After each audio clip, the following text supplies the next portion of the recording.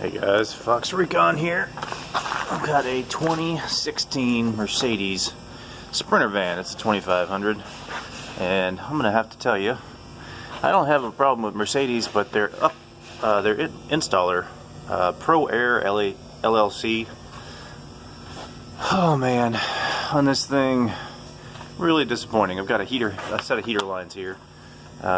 Thing came in for a coolant leak.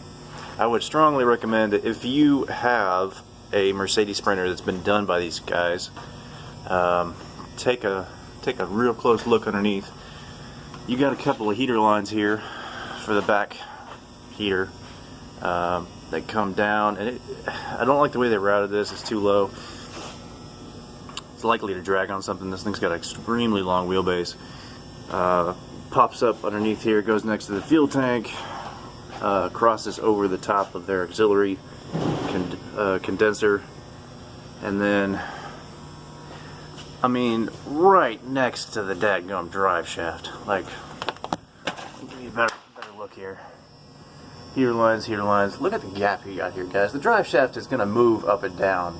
Are you stupid? Like, just really just disappointing. Piss poor design. It actually comes around and then goes back to the other side. Why didn't they just route it next to the condenser here? I don't even know, but totally piss poor design, which is what I got to do today. 15,000 miles in the dadgum thing. Anyway,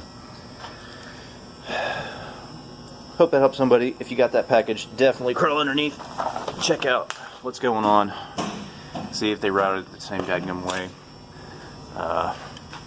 Obviously that drive shaft is going to move with the axle and bounce up and down, and I mean, it hit, the weight on it tore a hole here. It's hitting the bracket there, and I mean, come on guys, that's just absolutely stupid.